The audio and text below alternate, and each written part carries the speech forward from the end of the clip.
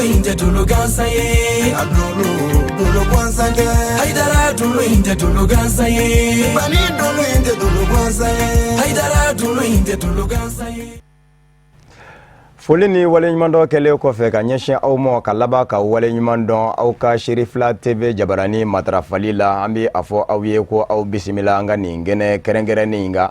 kɛnɛ kɛrɛnkɛrɛnnen min ɲɛsinnen don Mali silamadinɛ ɲɛmɔgɔw ka fara ɲɔgɔn kan jɛkuluba groupement des leaders spirituels musulmans du Mali silamaya dɛmɛtɔ Ansaru ɲɛjɔyɔrɔ a Seyɛd Sherif Usman Madana Haidara ka Kolowari jamana taali ma taama min daminɛna avril kalo tile gale n'a bɛ kunjɛ ka bɛn ni avril kalo tile 11 n'Ala ka jɛn ye. Karamɔgɔ Haidara a ka Kolowari jamana taali a bɛ bila dakun min na ni u k'a ma ko thème o ye silamaya ani sigiɲɔgɔnya l'islam et le vivre ensemble. Karamɔgɔ Haidara min ye a ka taama in ye ka ɲɛsin Kolowari jamana ma a baara bolo dan bɛ cogo min na ni o ye programme ye o ye nin de ye dimanche don avril kalo tile 2 a kan ka don Ala barika la Kolowari faaba la Abidjan ka bɛn ni nɛgɛ ɲɛ 16 ye a bɛ kunbɛn yɔrɔ min na o ye lɔkɔliso min bɛ Yopougongaw fɛ ni u k'a ma ko lycée professionnel ye a bɛ bisimila ye o tɛmɛnen kɔfɛ tarata avril kalo tile 4 a Seyɛd Sherif Usman Madana Haidara silamaya dɛmɛtɔ Ansaru kɛmɛ ka so min jɔli jutigɛ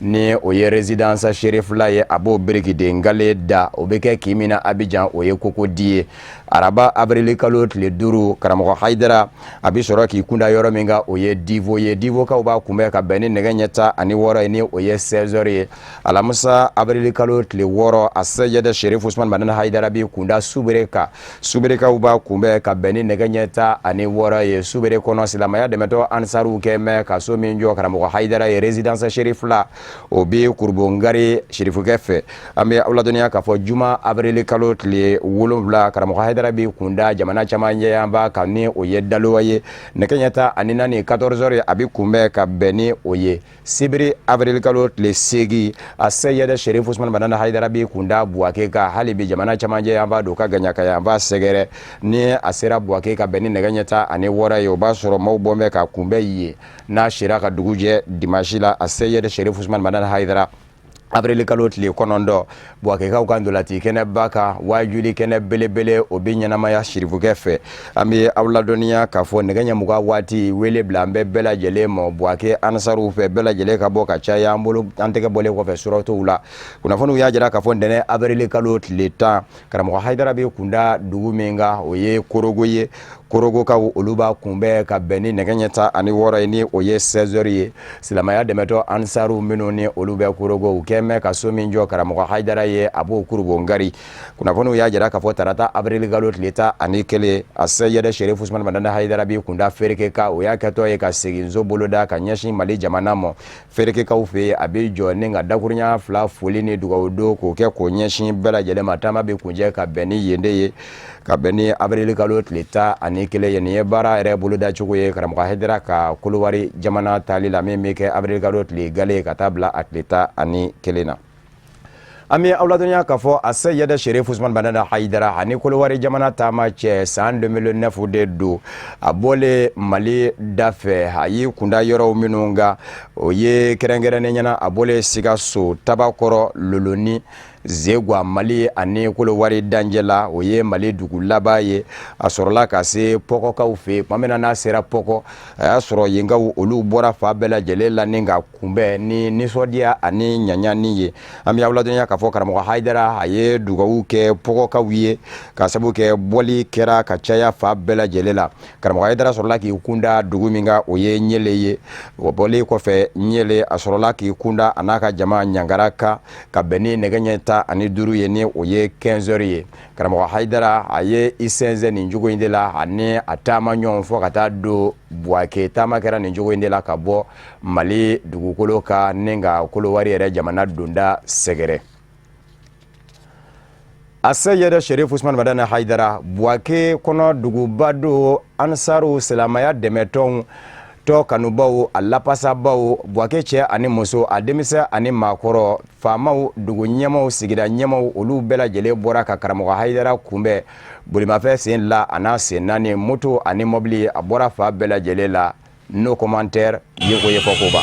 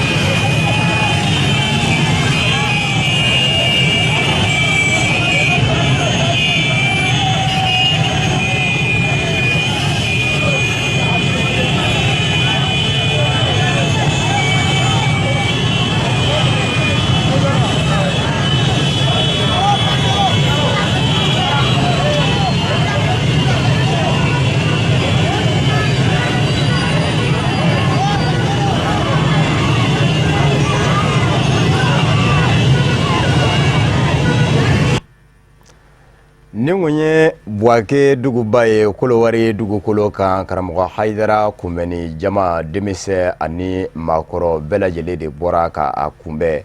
Buake kɔnɔ maa caman ye u ka nisɔndiya jira silamɛya dɛmɛtɔ Ansar ɲɛmɔgɔw la ka daminɛ Fédération Ansardine International bolofara min ni o bɛ Kolowari jamana kɔnɔ ni o ye national ye o ɲɛma ni o ye Mohamed Keita ye ale ye a ka nisɔndiya jira karamɔgɔ Haidara ka nali la Kolowari dugukolo kan ka jɛ ka ɲamada a ka fɔtaw fɛ. Alhamdulillahi rabbil alamin an bɛ Ala tanu ka Ala barikada ka Ala waleɲuman dɔn nisɔndiya min bɛ anw na dan tɛ a nisɔndiya la wallahi an bɛ yɔrɔ min na n'i ko nisɔndiyabaatɔ ma k'a ka tasuma faga n'a da ye n'a nuji ma faga a daji b'a faga karamɔgɔ donni an fɛ Côte d'Ivoire yan hɛrɛ de don dan tɛ hɛrɛ min na hɛrɛ min don n'a donna woloden n'a a mansaw cɛ a b'o diya o ni ɲɔgɔn cɛ n'a donna furu cɛ a n'a furumuso cɛ karamɔgɔ ka kumakanw a bɛ furu diya n'a donna sigiɲɔgɔnmaw ni ɲɔgɔn cɛ a b'aw ka sigi diya hali n'a donna kafiri ni silamɛ cɛ a bɛ aw ka sigi diya o la karamɔgɔ nali Côte d'Ivoire kɔnɔ hɛrɛ min don dan tɛ a hɛrɛ la quoi an bɛ barikada an nisɔn ka di bi dan tɛ nisɔndiya min na parce que an ma deli ka jama min ɲɔgɔn ye an y'o de ye kunbɛli la bi o la an b'a ɲini bɛɛ fɛ karamɔgɔ bɛna tɛmɛ yɔrɔ o yɔrɔ n'o de ye ka taa Abidjan ka taa Divo ka taa tɛmɛ Lakoita ka taa Gaɲwa fo ka taa bila Subere ani Daluwa ani Bafile ka taa bila Yamusokoro ka kɔsegi Buake ka taa tɛmɛ Kɔrɔgɔ ani Fereke ninnu u bɛɛ de k'u hakili sigi u ka bɔ komi jamakulu k'an karamɔgɔ kunbɛn cogo la dan tɛ kunbɛn cogo min na ɲuman na an b'o ɲini bɛɛ lajɛlen fɛ bɛɛ de ka hakili sigi ka mobiliser nisɔndiya dan na c'est-à-dire ni Ala n'a kira sɔnna ma karamɔgɔ bɛna tɛmɛ an ka nin yɔrɔ ninnu bɛɛ lajɛlen na ka duwawu kɛ dan tɛ duwawu min na an b'a ɲini Ala fɛ karamɔgɔ bɛna duwawu min kɛ Ala k'o minɛ an bɛɛ lajɛlen ma salli ala rasul. Ni ŋun ye Côte d'Ivoire président national Mohamed Keita ka nisɔndiya kanw ye karamɔgɔ Haidara ka Kolowari jamana taama na an bɛ aw ladɔnniya k'a fɔ Mali Ansar national président national Modibo Diallo ale fɛnɛ bɛ taama in na a fɛnɛ an ka taamaden minnu bɛ taama in na karamɔgɔ Haidara nɔfɛ ni o ye Ustaz Mokhtar Bagayogo Buya Jageli Kulibali Ibrahima Kulibali u sera ka dakuruɲɛ fila fɛnɛ sɔrɔ ka bɔ ale yɔrɔ nisɔndiya minnu bɛ a la an ka jɛ ka ɲɛmadaw fɛnɛ fɛ. Ni sɔgɔmada in na an bɔra Sikaso an kɔni an ye yɔrɔ caman kɛ fo kana kuncɛ Buake la wulada in na kunbɛnni kɛra fan bɛɛ lajɛlen fɛ yɔrɔ minnu tun ma prévoir parce que an yɛrɛ tun ye programme de minɛ u bolo cogoya min na programme yɛrɛ de ye retour ye sinon nin ye taatɔla ye Abidjan de ye programme bɛ daminɛ Abidjan ka sɔrɔ ka segin ka na mais depuis mɔgɔw kɔni y'a dɔn k'a fɔ karamɔgɔ bɛna na Côte d'Ivoire k'a daminɛ Wangolo depuis Pɔgɔ fɔlɔ dugu bɛ yen tɛ se k'a bɛɛ tɔgɔ fɔ ka na se Ferke ka na se Korogo ka na bila Ɲagara bon fo ka na se Kacola jamaba fana tun bɛ Kacola donc ka na se Buake bon Buake jamako a dama tɛmɛna vraiment mais Ala sɔnna an kɔni m'a mɛn k'a fɔ kasara foyi bɔra sinon jama min bɔra i tɛ se k'a miiri k'a fɔ a bɛɛ ye adamadenw ye o de kama ladilikan kɔni min bɛ ne bolo o de ye mɔgɔw ka ko kɛ ni hakili ye surtout kunbɛnni waati ninnu na mototigiw k'u bɛɛ taa fan kelen fɛ mobilitigiw ka sira tugu ɲɔgɔn kɔ mototigiw kana don mobilitigiw ni ɲɔgɔn cɛ vraiment pour que ko in bɛ se ka kɛ hakilisigi kɔnɔna na ka kun cɛ ni wasa ye an kɔni an b'o de ɲini mɔgɔw fɛ ka tila ka duwawu fana fara a kan an b'a ɲini Ala fɛ tournée in Ala ka kun cɛ ni hɛrɛ la ka kɛ kunkɔrɔta ni wasa ye bon n'an bɔra Abidjan yɔrɔ Abidjan birikiden fɔlɔ da bɛ yen parce que olu ye yɔrɔ ɲanama dɔ sɔrɔ a ye Kogodi terrain 4 bon ne yɛrɛ bɔra Abidjan o y'a yira n na yɔrɔ ɲanamaba don o biriki fɔlɔ kan ka da donc ni bɔ kɛra yen nɔ Divo sili bɛ yen ka tɛmɛ Lakota fɛ ka tɛmɛ Gaɲwa fɛ ka taa si Subere fana Suberekaw fana k'olu fana ye suguba dɔ jɔ a ye o fana dayɛlɛnnen bɛ yen nɔ donc an bɛna bɔ yen ka taa Daluwa comme 2009 la nali mun kɛra an yɛrɛ tun b'a la Ala y'a kɛ Daluwa wajuli ma se ka kɛ fiyewu jama bonya kama. Fédération Ansardine International Fadi ale ɲɛmaaba ni o ye Surakata Salamanta o ye ale fɛnɛ bɛ taama in na a Seyɛd Sherif Usman Badana Haidara kɛmɛ ka min bolo da ka ɲɛsin Kolowari jamana ma an sera ka Surakata Salamanta fɛnɛ sɔrɔ nisɔndiyaw minnu bɛ a la ani ladilikaw minnu bɛ bolo dugawudenw an ka jɛ ka ɲɛmada o fɛnɛ fɛ. أعوذ بالله من الشيطان الرجيم بسم الله الرحمن الرحيم اللهم صل وسلم على سيدنا ونبينا محمد وعلى آله وسلم ورامبي أو فون إسلامي كفولي نو يلاك كيسنا لك لما لك وجدان بلا جنكا بيقولنا أن نسوك دي ني أنكر مودوني أمبوكي ni nusodia bana bi o ye an bala le fo kala barkala boake be bora bi ka karamo kumbe vraiment a diaran ya benama an bɛ jama bɛɛ lajɛlen fo ka cɛsiri n'u ka wulikalo la an nisɔndiya nɔ bi bɛɛ wulila ka karamɔgɔ bonya bɛɛ donna ya hɛrɛ la k'a ɲini mɔgɔw fɛ hali bi u bɛɛ k'u hakili sigi parce que an kan ka Côte d'Ivoire tourner an kan ka taa yɔrɔ caman na bon maintenant ni karamɔgɔ bɛ yɔrɔ min na n'a y'a mɛn ko mɔgɔ kelen banana u bɛ karamɔgɔ degun fo ka se a dan na donc an bɛ min ɲini dɔrɔn jama fɛ o de ye bɛɛ ka hakili sigi bɛɛ ka taa dɔɔni dɔɔni n'an donna dugu o dugu la bɛɛ ka kɛ dɔɔni dɔɔni surtout mototigiw bɛɛ ka kɛ dɔɔni dɔɔni pour que bɛɛ ɲuman bɛ se ka se hɛrɛ la bɛɛ fo ka bɛɛ wale ɲuman lɔn nka min y'an bila nin baara nin na Ivoirien a mɛnna a bɛ san caman bɔ o y'a ɲini k'a fɔ karamɔgɔ ka na u fɛ ka na b'u ye komi aw yɛrɛ b'a kalama degun minnu bɛ yen sisan jamana yɛrɛ bɛ cogo min wagati bɛ cogo min karamɔgɔ bi bi in na a ka se ka déplacer a man nɔgɔ nka karamɔgɔ a ye cɛsiriw kɛ ka se ka wuli ka an sɛgɛrɛ ni Ala ka diɲɛ ye bi ka na Côte d'Ivoire yan ka na foli di silamɛ bɛɛ lajɛlen ma ka na dugawu kɛ silamɛw ye ka na dugawu kɛ jamana bɛɛ lajɛlen ye o la hakilina min ye an bilara o le Ivoirien y'a ɲini karamɔgɔ ka na u fɛ ka na dugawu k'u ye ni o ye kɛrɛnkɛrɛnnenya ma Ansardine ye karamɔgɔ nana ka na foli d'u ma ka dugawu k'u ye ni Ala ka diɲɛ ye.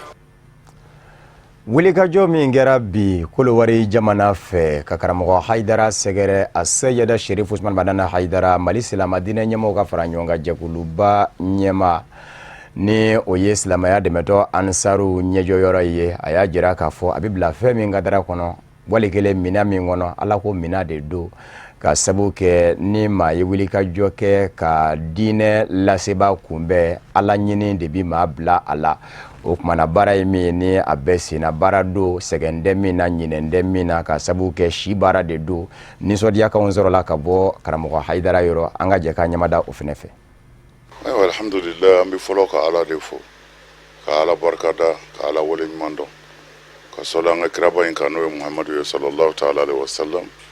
ka sɔli a so dingo sanimanw kan a n'a ka sahaba ɲumanw k'an ka foli ɲɛsin a yɛrɛ ma cɛsiri la ni wulikajɔ alhamdulillah bi an bɛ Buake n'o ye le premier 4 mois 2017 an bɛ o la an bɛ Buake bi an donna ya wula in na alhamdulillah yɛrɛ y'a fɔ cogo min na jamiyata Ansardine Islamiya mɔgɔw ani kanubaw bɛɛ bɔra alors ni kɔrɔ b'a la a bɛ Ala ka bonya de yira a bɛ diinɛ ka kelenya de yira a bɛ Alakira sallallahu alaihi wa sallam a ye layidu min di silamɛw ma Ala ka kuranɛ aya la n'o de ye in tansurullaha yansurukum ni mɔgɔ min ko i bɛ Ala dɛmɛ ko Ala yɛrɛ ko k'a b'i dɛmɛ ni kɔrɔ b'a la a bɛ silamɛya bonya de yira ni jamaba in min bɔra ka Haidara kunbɛn mɔgɔ si tɛ ninnu na Haidara ka sɛbɛn bɛ min bolo ou bien a ka nasi ninnu bɛɛ Haidara kanu Ala kama i bɛ min fɔ tiɲɛ don alors mɔgɔ c'est à dire Ala bɛ kanu jagoya de don jɔnɲuman bɛɛ fɛ tiɲɛ fana yɛrɛ de tɔgɔ ye ko Ala n'a fɔra yɔrɔ o yɔrɔ Ala ka jɔnw b'a mɛn manja ye Ala de ta ye mangoya ye Ala de ta ye nin bɛɛ bɛ Ala kelen dɔrɔn de bolo el izzatu lillahi jami'an bonya o bonya Ala ka dugukolo k'a bɛɛ Ala de ta ye mana an bɛ fɛ k'a fɔ dɔrɔn an bɛ Buakekaw fo Buake dama tɛ mɔgɔw bɔra fɔ Abidjan ka na an kunbɛn Buake yan malgré an bɛ taa Abidjan ni Ala sɔnna mais Abidjankaw nana an kunbɛn Buake ayiwa dugu dama min ye ɲɔgɔn sɔrɔ yan ka se Burukina ma Ala de b'a hakɛ dɔn mais foli b'a bɛɛ nin bɛɛ wulila k'u ka transport bɔ k'u yɛrɛ tɔɔrɔ ka ɲani Ala de nɔfɛ a n'a kira u mana wari ɲini u mana sanu ɲini an tɛ se ka foyi k'u ye fo an bɛ min f'u ye kumana ni a bɛ ko jira a bɛ silamɛya ka bonya ani silamɛya ka kɔrɔta de yira wulikajɔ a ma daminɛ fɔlɔ wulikafɛn bɛ daminɛ Ala ko la k'a fɔ dɔ kɛra Ala ko la k'i balolen to o tɛ fɔ o n'i sara tuma min na k'i su don o de ye dɔ kelen y'a la mais tant que i bɛ balo ka fiɲɛ sama Ala ko la a ma daminɛ fɔlɔ parce que jɔn daminɛ tɛ laban de don ala k'an bɛɛ labanko ɲɛ ala kira bonya kama dɔ de bɛ fara ka fɛn ti bɔ a la a bɛ jidi de a hakili la a ti se yɔrɔ min na ala b'a tɛmɛ o bɛɛ kan fɛn o fɛn dabɔra ala kama o bɛ sabati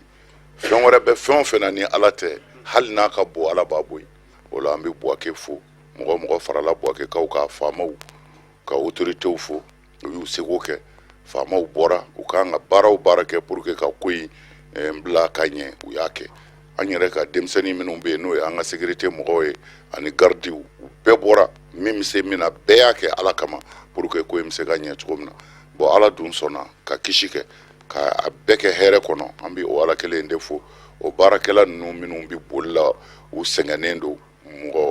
mɔgɔ ɲɛ t'u la mais ala ɲɛ b'u la sabu a bɛ kɛ ala min kama o ɲɛ b'u la an b'a fɔ dɔrɔn ala ka hɛrɛ kɛ an bɛɛ jamana ninnu ala k'u sabati ala ka tɔɔrɔ b'u kɔnɔ ala ka bɛn ni kelenya don an bɛɛ ni ɲɔgɔn cɛ salamu alaikum wa rahmatulahi taala wa barakatu. Ni kun ye Mali silamadinɛ ɲɛmɔgɔw ka fara ɲɔgɔn kan jɛkuluba groupement des leaders spirituels musulmans du Mali silamɛya dɛmɛtɔ ansaru ɲɛjɔyɔrɔ a Seyɛda Sherif Usman Madana Haidara ka nisɔndiyakanw ye minnu sɔrɔla an ka taamadenw sababu la Moktar Bagayogo ani Buya Jageli Kulibali ka taa se Ibrahima Kulibali ma kolowari taama senfɛ min daminɛna avril kalo tile gale n'a bɛ kunjɛ ka bɛn ni avril kalo tile 11 ye ni ala sɔnna ma yarabiyama an bɛ dugawu don kɛ ɲumanda ɲumansegi ala k'o nɔgɔya siribukɛ ani a nɔfɛmaw bɛɛ lajɛlen ye ala k'o kɛ a ka alaya bonya kama kira a n'a somɔgɔw bonya kama sɔli ala rasul a k'an bɛɛ diɲɛ waati wɛrɛ n'ala sɔnna ma. Haidara dulu inte dulu gansa ye dulu kwanza nge Haidara dulu inte dulu gansa ye bani dulu inte dulu kwanza ye Haidara dulu inte dulu gansa ye